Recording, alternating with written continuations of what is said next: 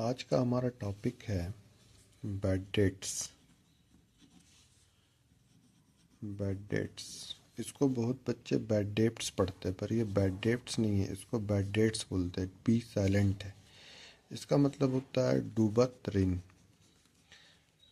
यानी जो ऋण डूब गया। अब यहाँ पे क्या है, बच्चे ये समझते हैं कि कंपनी तो व्यापार कर रहा है तो वो ऋण कैसे देगा, ऋण तो हमेशा बैंक देता है। तो यहाँ पे क्या है, यहाँ पे एक समझने का चीज़ है कि हम लोग जो सेल करते हैं, तो सेल जो होता है, जो हम लोग सेल करते हैं, यहाँ पे सेल जो है वो दो टाइप का होता है, या तो कैश या क्रेडिट। तो यहाँ पे क्या है, जो कैश होता है उसका बात अलग है कि हमने पैसा रिसीव किया और माल बेच दिया। लेकिन जो क्रेडिट करते हैं उसमें क्या होता है, हम लोग यहाँ पे लिखते हैं Ram's account debit to sales account. तो यहाँ पे क्या है, ये राम जो है ये हमारा डेटर है, यानी ये हमको अभी पैसा नहीं देगा, फ्यूचर में पैसा देगा। तो हम जो इसको माल बेचे हैं ये एक तरह का ऋण ही है। आप उधार में या तो पैसा दें या उसको उधार का माल दें, दोनों ऋण ही है, एक तरह का लोन है। तो यहाँ पे क्या है कि जब यहाँ पे ऐसा ऐसा बहुत पार्टी होगा किसी कंपनी में या हमारे कंपनी में, ऐसा ऐसा बहुत पार्टी होगा, तो जब ये डेटर बहुत सारा खड़ा हो जाता है ना, तो उसको हम लोग कहते हैं सन्ड्री डेटर्स। अब सन्ड्री डेटर्स होता है, तो सन्ड्री डेटर्स का मतलब होता है विविध देनदार।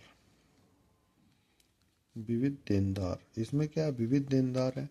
तो अब यहाँ पे क्या है कि यदि ये सन्ड्री डेटर्स है तो ये विविध देनदार, यदि मान लीजिए कि इसका कंपनी डूब गया, ये हमको पैसा नहीं दे पा रहा है, तो यहाँ पे क्या है कि ये बैड डेट्स हो जाएगा। यहाँ पे जो सन्ड्री डेटर्स लिखा हुआ है ये बैड डेट्स हो जाएगा। इसका मतलब क्या है कि हम लोग यहाँ पे एंट्री करेंगे बैड डेट्स।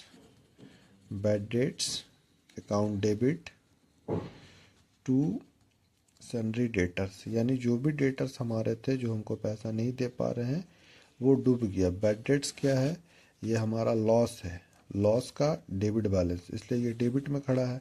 और ये सन्ड्री डेटर्स जो था, जब हम खड़ा किए थे तो ये डेबिट में था, ये एज ए एसेट था, ये हमको पैसा देता, बट ये हमको पैसा दे नहीं पाया, ये डूब गया। तो ये डेबिट में खड़ा था तो इसको हम लोग क्रेडिट कर दिए, ये ख़त्म हो गया डेटर, अब इससे हमको पैसा नहीं लेना, ये हमको पैसा नहीं देगा।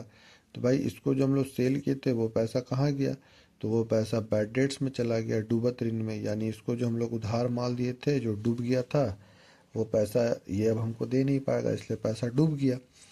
अब हम लोग नेक्स्ट टॉपिक में ये पढ़ेंगे कि half of bad debts recovered, यानी यदि कोई आदमी आधा पैसा देता और आधा पैसा नहीं दे पाता, उस कंडीशन में क्या एंट्री करते हैं, और यदि पूरा बैड डेट्स रिकवर्ड हो जाता है तो उस कंडीशन में क्या एंट्री करते हैं।